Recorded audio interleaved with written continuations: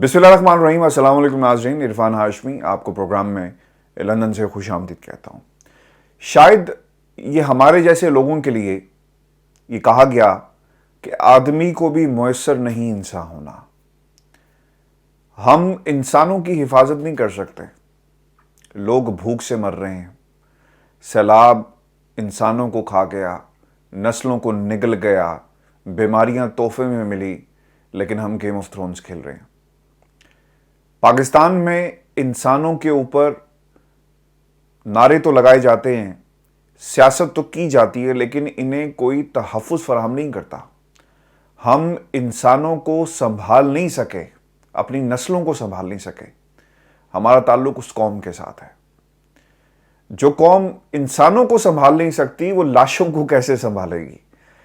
آپ نے پاکستان کے میڈیا کے اوپر ایک سکینڈل دیکھا ہوگا، اور سکینڈل آئی ڈونٹ نو یہ صحیح لفظ ہے کہنا چاہیے یا نہیں کہنا چاہیے، کیونکہ انسان جو لاشوں پر سیاست کرے اسے انسان بھی کہنا چاہیے یا نہیں کہنا چاہیے، یہ بھی ایک بڑا سوال ہے۔ لوگ سیاست کر رہے ہیں، ہم لاشوں پر سیاست بھی کرتے ہیں اور لاشوں پر تجربے بھی کرتے ہیں۔ اور پاکستان کے اندر جو نظام کے ٹھیکیدار ہے، انہوں نے انسانوں کو جہاں پہ زندہ لاشیں بنا دیا، وہاں پر جو واقعی حقیقی لاشیں تھیں ان کے اوپر بھی سیاست شروع ہو گئی۔ کچھ میڈیا ہاؤسز کی طرف سے باقاعدہ اپنی ویب سائٹس کے اوپر جو ٹاپ 5-6 خبریں ہیں وہ اسی سے ریلیٹڈ ہیں، اور اس کے اوپر اب سیاست ہو رہی ہے، اور ایک دوسرے کے اوپر ذمہ داری شفٹ کی جا رہی ہے۔ میت وصول ہونے کا طریقہ کار کیا ہے؟ میت وصول اگر کوئی نہیں کرنے آتا تو لاش کو کہاں پر بھیجا جاتا ہے؟ نامعلوم جو لاشیں ہوتی ہیں پولیس انہیں طلباء کے حوالے کر دیتی ہے، ہسپتال میں کیا ہوتا ہے، یہ تمام باتیں آپ کو سننے کو ملیں گی۔ لیکن ویورز، اس سے زیادہ انسان کی تذلیل نہیں ہو سکتی کہ آپ کسی کی لاش کو بے حرمتی کریں اور اسے ہسپتال کی چھت پر پھینک دیں، کیونکہ آپ کے پاس فریزرز موجود نہیں ہیں، سسٹم موجود نہیں ہے۔ خیر، یہاں پر انسانوں کے لیے کچھ موجود نہیں ہے تو لاشوں کے لیے کون بات کرے گا؟ اس واقعے کی جتنی زیادہ مذمت کی جائے کم ہے، اور اس کا بھرپور ایک ایکشن ہونا چاہیے، اور جس طرح کی بے حسی ہمارے معاشرے میں پائی جاتی ہے، اس سے بڑی مثال آپ کو انسان کی تاریخ میں موجودہ حالات کے اندر نہیں ملے گی۔ ویورز، آپ کو بتا دیں کہ پاکستان کے سیاست کا جو منظرنامہ ہے، میں نے اس سے پہلے بھی یہ کہا تھا کہ گیم آف تھرونز کا سیزن چل رہا ہے، اور اس سیزن کے اندر جو کس کا وفادار ہے اس کی وفاداری کو ختم کرنے کے لیے اس کا ذہنی توازن خراب ہے، اس قسم کے القابات سے نوازا جا رہا ہے۔ ایک سٹیٹمنٹ جاری کیا گیا ہے وفاقی وزیر داخلہ رانا ثناء اللہ کی طرف سے، حکیم ثناء اللہ، اور وہ یہ کہتے ہیں کہ اعتزاز احسن کا ذہنی توازن ٹھیک نہیں ہے۔ ایک ٹیلی ویژن پروگرام میں بیٹھ کر انہوں نے یہ دعویٰ کیا، اور جس کی بنیادی وجہ وہ سٹیٹمنٹ تھی جو اعتزاز احسن نے احاطۂ عدالت کے اندر کھڑے ہو کر کہا کہ پاکستان کی عدالتوں سے جس قسم کے فیصلے آ رہے ہیں اور جس قسم کا ریلیف مہیا کیا گیا ہاؤس آف شریف کو، آل شریف کو، اس کی مثال پہلے کبھی نہیں ملتی، اور اس کی ذمہ داری army chief general Qamar Javed Bajwa پر عائد ہوتی ہے، اور انہوں نے ایک جرم کیا، یعنی جرم کے مرتکب ہوئے۔ پاکستان کے اندر اس جملے کو لے کر بہت زیادہ گفتگو بھی ہوئی، اور اعتزاز احسن کو مالک صاحب نے اپنے پروگرام میں بھی لیا اور دوبارہ ان سے یہ سوال کیا کہ اعتزاز صاحب، آپ کو معلوم ہے کہ آپ نے یہ بات کیا کہی، اور آپ کو اس کی انٹینسٹی کا بھی اندازہ ہے کہ اس کا کیا ری ایکشن آ سکتا ہے، اور جس طرح سے جو آپ نے بات کی یہ کیا ریفلیکٹ کرتی ہے؟ تو اس پر اعتزاز احسن نہ جھکے، نہ ڈرے، نہ سہمے، نڈر انداز میں انہوں نے پھر یہ الفاظ دہرائے کہ میں اپنی بات پر قائم ہوں کہ میں نے کیا کہا تھا۔ اب اطلاعات یہ آ رہی ہیں کہ جناب اعتزاز احسن کی رکنیت کو معطل کر دیا گیا ہے، کیونکہ وفاقی وزیر داخلہ رانا ثناء اللہ سے جب یہ پوچھا گیا کہ آپ اعظم سواتی کے خلاف تو کارروائی کرتے ہیں لیکن اعتزاز احسن کے خلاف کارروائی کیوں نہیں کرتے، تو اس پر انہوں نے جواب دیا تھا کہ ان کا ذہنی توازن درست نہیں۔ یہ دوہرے معیار کی پاکستان کے اندر ایک زندہ مثال موجود ہے، جسے سیاستدان بھی استعمال کرتے ہیں، پاکستان کی عدالتیں بھی استعمال کرتی ہیں، اور اس عدالتی نظام میں کوئی شرم نہیں ہے. آنکھیں کھول کر بھی یہ دیکھیں تو اس نظام کو جس طرح کا ہونا چاہیے تھا اور جس طرح کا اس پر ایکشن لینا چاہیے وہ ہمیں اقدام ہوتے ہوئے پاکستان کی عدالتوں سے نظر نہیں آئیں گے. اعتزاز احسن صاحب کی رکنیت معطل کی خبریں اس وقت میڈیا پر گردش کر رہی ہیں. قرارداد منظور کی گئی اور میں آپ کو پہلے بھی بتا چکا ہوں، ماضی میں بھی اس پر بڑی تفصیل کے ساتھ بات ہوئی. اعتزاز احسن صاحب کی آصف علی زرداری صاحب سے نہیں بنتی، اور ایک دفعہ نہیں، جو سینٹرل ایگزیکٹو کمیٹی ان کی جو سی ای غالباً ہے، اس میں متعدد دفعہ، چونکہ آپ اس کے ممبر تھے، تو اعتزاز احسن کو زرداری صاحب نہیں بلاتے تھے. وہ بیٹھے ہوتے تھے تو بلایا نہیں جاتا تھا، اور پھر یہ اختلافات کھل کر سامنے بھی آئے، کیونکہ وہ یہ سمجھتے تھے کہ پارٹی جس نہج پر کھڑی ہے اس کی تمام تر ذمہ داری جو ہے وہ بلاول آصف علی زرداری پر عائد ہوتی ہے، اور دوسری طرف وہ بلاول کو بہت زیادہ فیور کرتے ہوئے نظر آتے ہیں. حال ہی میں ان کے جو دورے ہوئے بلاول کے، اس پر انہوں نے بہت زیادہ اسے اپریشیٹ بھی کیا. لیکن اب سب سے بڑا سوال یہ ہے کہ کیا اعتزاز احسن کی ممبرشپ ختم ہوگی؟ اگر ایسا ہے تو دوسری طرف کیا پاکستان تحریک انصاف انہیں کوئی سیٹ آفر کر سکتی ہے؟ کیونکہ یہ بڑی ایکسیلنٹ اپرچونٹی ہوگی. ایک ذہین، فتین اور ایک کمپیٹنٹ لائر پاکستان تحریک انصاف کو اس کی ضرورت ہے. کیونکہ جب آپ اپنی وابستگی کسی سیاسی جماعت سے شو کرتے ہیں اور شامل ہو جاتے ہیں اس پارٹی کے اندر، تو پھر ویورز جو فیسز ہیں وہ پیچھے رہ جاتی ہیں. پھر آپ کو اصولی موقف بھی اپنانا پڑتا ہے. اور جس قسم کے پچھلے ایک سال میں اعتزاز احسن صاحب کی سٹیٹمنٹس ہیں، وہ پاکستان تحریک انصاف پرو رہی، نواز شریف کے خلاف رہی. اور نواز شریف کے خلاف میں اسے اس لیے نہیں کہوں گا کیونکہ اعتزاز صاحب اپنا دل کھول کر بولتے ہیں، جو ان کے دل میں بات ہوتی ہے، جو حق اور سچ کی بات ہوتی ہے. اور یہ بھی بڑی حیرانگی کی بات ہے کہ جو ہمارے وفاقی وزیر داخلہ صاحب ہیں، رانا ثناءاللہ صاحب، ماضی میں اعتزاز احسن صاحب نے کیس لڑا نواز شریف کا. اس وقت تو انہیں یاد نہیں تھا کہ ان کا ذہنی توازن جو ہے وہ درست نہیں ہے، اور اس بات کے اوپر وفاقی وزیر کے خلاف کارروائی ہونی چاہیے، عدالتی کارروائی ہونی چاہیے. اعتزاز احسن صاحب نے ماضی میں، مجھے یاد ہے کہ چودھری نثار صاحب کے حوالے سے ایک statement floor of the house دیا کہ وہ میری طرف دیکھ رہے ہیں اور مجھے دھمکیاں دے رہے ہیں، and I will take you to the cleaners.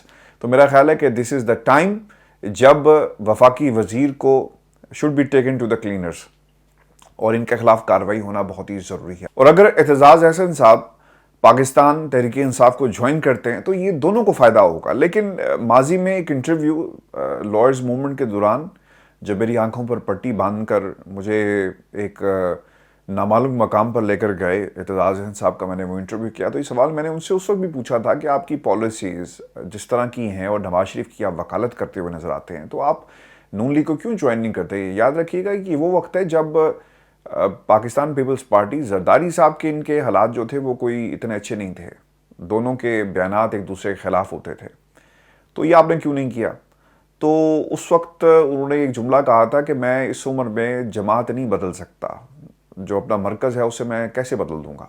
تو اس لیے اس کے امکانات بہت کم ہیں. اگر ایسا ہو جاتا ہے تو بہت فائدہ جو ہے وہ دونوں کو ہوگا. لیکن ویورز آپ کو یہ بتاتے چلیں، آصف علی زرداری صاحب نے ماضی میں جس قسم کے بیانات آرمی چیف کے حوالے سے دیے، اور آپ کئی سال تک جو ہے وہ دبئی میں بیٹھے رہے، اور پھر دوسری طرف لیفٹیننٹ جنرل فیض حمید کے حوالے سے جو کچھ کہا، کھڈے لائن والا سٹیٹمنٹ، تو سب سے پہلے تو آصف علی زرداری کی جو صدارت ہے، جو شریک چیئرمین تو ایک طرف ہے نا، تو ان کو بھی سائڈ پہ کرنا چاہیے. ایسا کیوں نہیں کیا گیا؟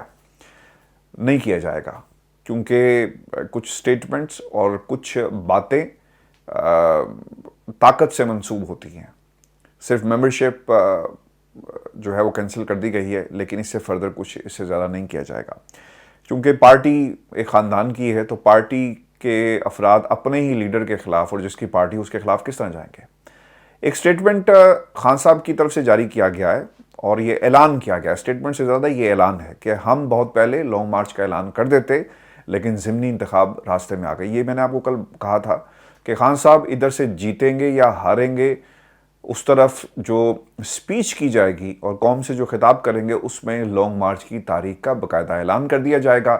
اور آج عمران خان کی سٹیٹمنٹ کے بعد ہماری کل کی جو بات تھی وہ بھی درست ثابت ہوئی. ویورز آپ کو یہ بتاتے چلیں پاکستان کی عدالتیں اس وقت ایک مذاق کر رہی ہیں اس قوم کے ساتھ, اور مذاق یہ ہو رہا ہے کہ اعظم سواتی کہ آپ وارنٹ تو جاری بھی ہو جاتے ہیں, گرفتاری بھی ہو جاتی ہے, جسمانی ریمانڈ پر بھی آپ حوالے کر دیتے ہیں. ایک اور شخصیت ہے جو اسلام آباد میں بیٹھی ہوئی ہے, اس کے خلاف کچھ نہیں ہو رہا, اور وارنٹ گرفتاری جاری کیے گئے رانا ثناء اللہ کے, اور لاہور ہائی کورٹ کے پنڈی بینچ نے اسے معطل کر دیا. اب ہم یہ کیسے نہ کہیں کہ پاکستان کی عدالتیں جو اس وقت امپائر بنی ہوئی ہیں وہ مل کر یہ کھیل کھیل رہی ہیں, اور اس کے اندر جو عدالت کو جب دروازہ کھٹکھٹایا گیا تو اس پر سوال بھی اب یقیناً پاکستان میں لوگ کریں گے, اور کر رہے ہیں. عدالتوں کو گالیاں پڑ رہی ہیں, میں یہ ایسے نہیں بات کر رہا, گالیاں پڑ رہی ہیں.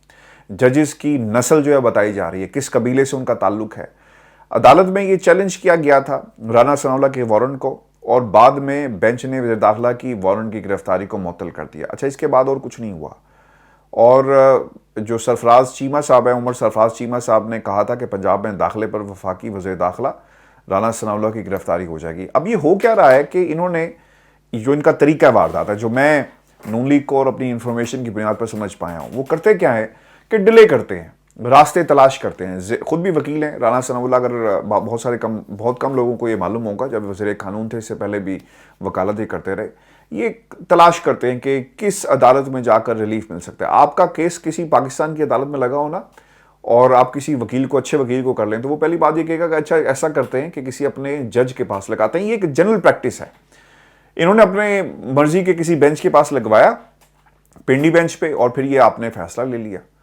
اچھا, اب اس میں یہ بھی ایک انٹرسٹنگ بات یہ ہے کہ دائرہ اختیار کیا ہوگا, اور پھر اس سے پہلے لوگوں کی جو وارنٹ تھے وہ اس نے معطل تو نہیں کیا گیا تھا. یعنی عمران خان کے وارنٹ تو کبھی بھی معطل نہیں ہوئے, بلکہ ان پر کارروائی کی گئی اور عمران خان کو ٹف ٹائم دیا گیا. وہ جو ایک تانا دیتے تھے نا خان صاحب کو کہ لاڈلے ہیں, تو آج پاکستان کی قوم کو معلوم ہو گیا ہوگا کہ اس وقت لاڈلا کون ہے اور کون اپنے حق میں فیصلے کروا رہا ہے.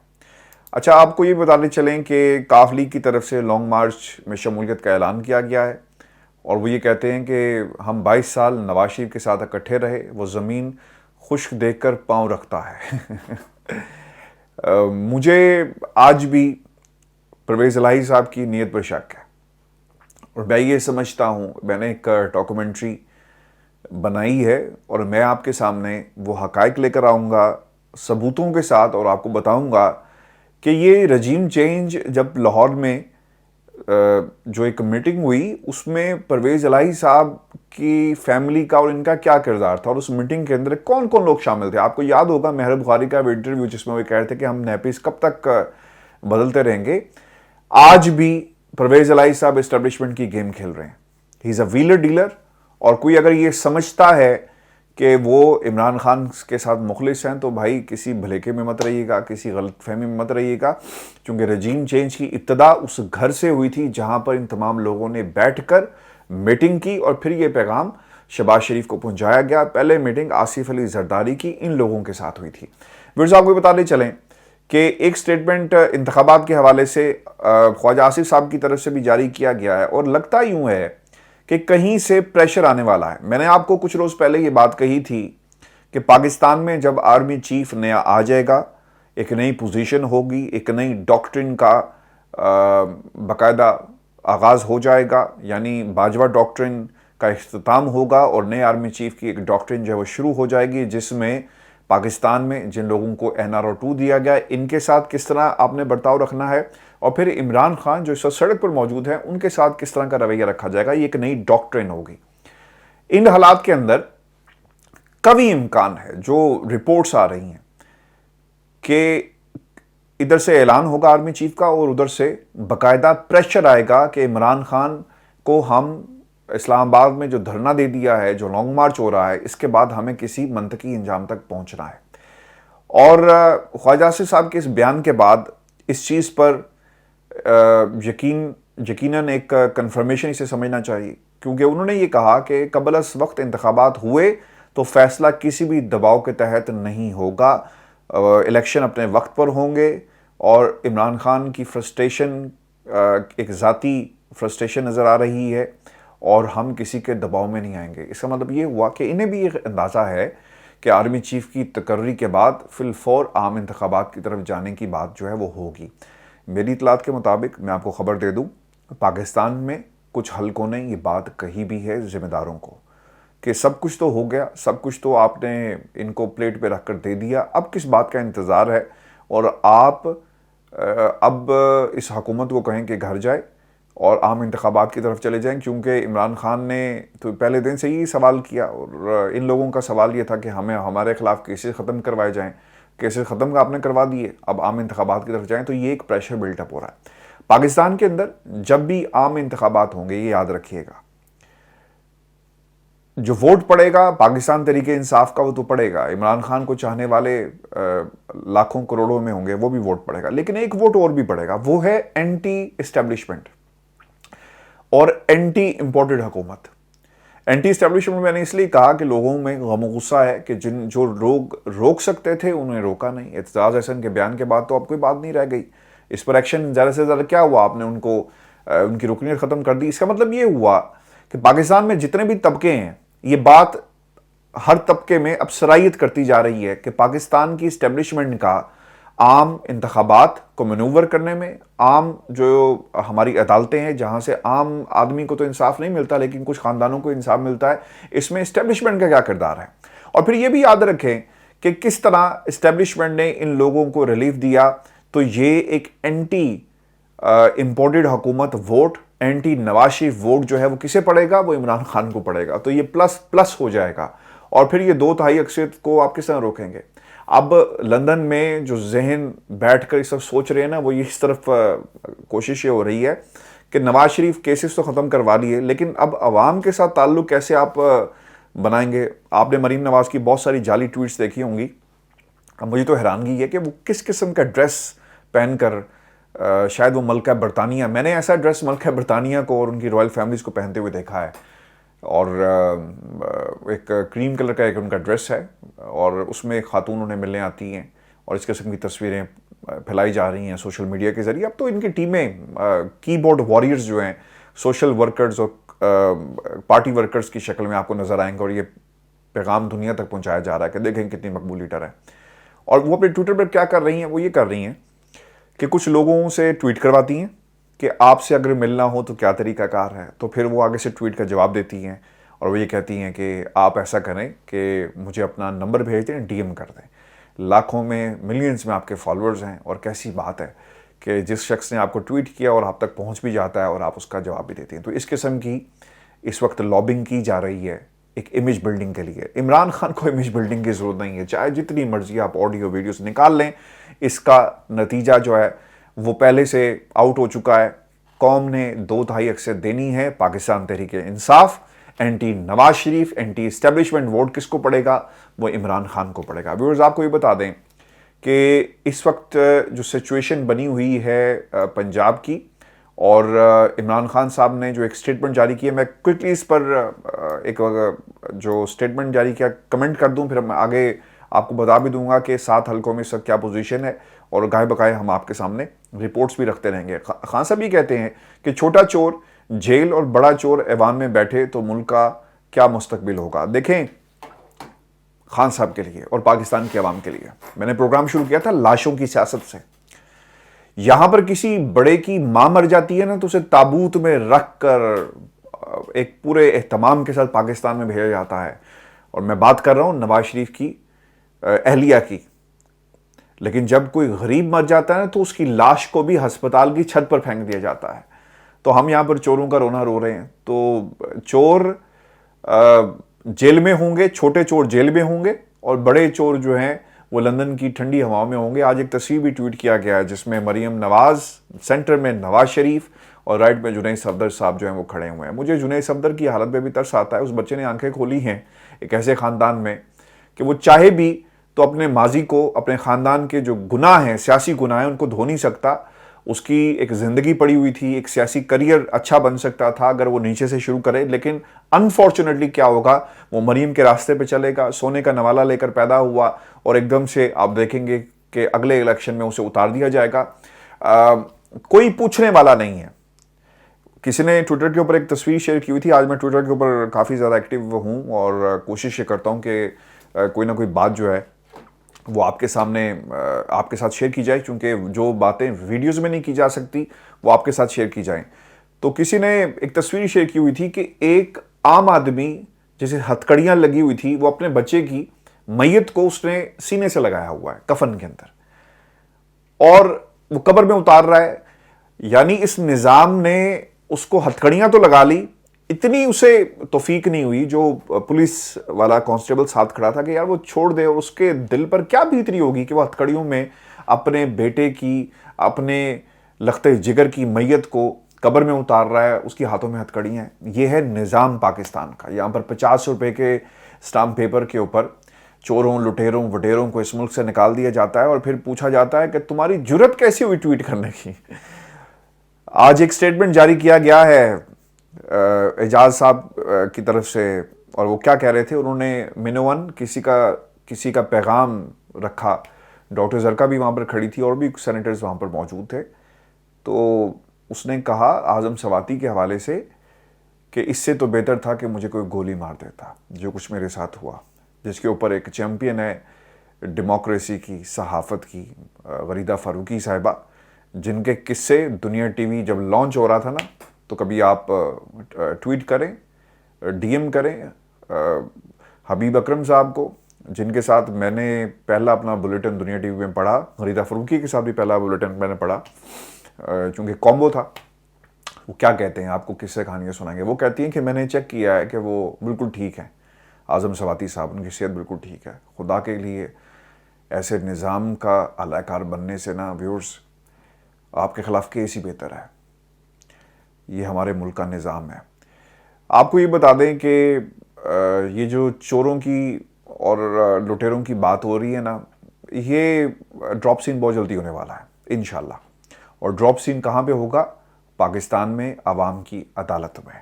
جاتے جاتے میں آپ کو یہ بتا دوں کہ میں نے آج کل ٹویٹر پہ, جیسے میں نے کہا کہ میں تھوڑا سا ذرا ایکٹیو ہوا ہوں, تو میں نے ایک بات کہی تھی اور لوگوں نے اس کا کچھ اور مطلب نکالنے کی کوشش کی. اور وہ میں نے یہ لکھا تھا کہ موسیٰ علیہ السلام نے جس راستے سے دریا پار کیا, فرعون اسی راستے پہ غرق ہوا. راستے نہیں رہبر بجاتے ہیں. لیڈر, یہ آپ کے اوپر ہے کہ آپ اس سٹیٹمنٹ کو کس طرح لیتے ہیں. حق اور باطل کی جنگ ہے, سچائی اور بدی کی ایک جنگ ہے. آپ نے کہاں کھڑے ہونا ہے یہ آپ کے اوپر ہے. اور یہ مثالیں اس لیے تھی, یہ پیغامات اس لیے ہیں کہ انسان صحیح فیصلہ کر سکے, صحیح رہبر کی پہچان کر سکے, جو آپ کو کسی بھی حالات سے نکال سکتا ہے. یہ ضروری نہیں کہ یہ ملک کے سیاسی حالات ہوں, ہماری زندگی میں بھی تو ایک جنگ چل رہی ہے نا. تو اس جنگ میں آپ نے کس کو رہبر بنانا ہے, یہ آپ کے اوپر منحصر ہے. ویورز, آپ مجھے ٹویٹر پہ بھی فالو کر سکتے ہیں. جو باتیں میں پروگرام میں نہیں کر سکتا چونکہ فلو آف انفارمیشن بہت سارا ہے, تو میری کوشش ہوگی کہ جتنے بھی پلیٹ فارمز ہیں سوشل میڈیا کے, وہاں پر یہ انفارمیشن جو ہے وہ ہم آپ کے ساتھ شیئر کریں. کچھ دنوں میں یہ ایڈریسز جو ہیں آپ کے اسکرین پر بھی آپ کو دیکھ سکیں گے انشاءاللہ. اپنا کمنٹ ضرور بھیجیے گا, چینل کو سبسکرائب کرنا مت بھولیے گا. اجازت دیجیے, اللہ نے کہا.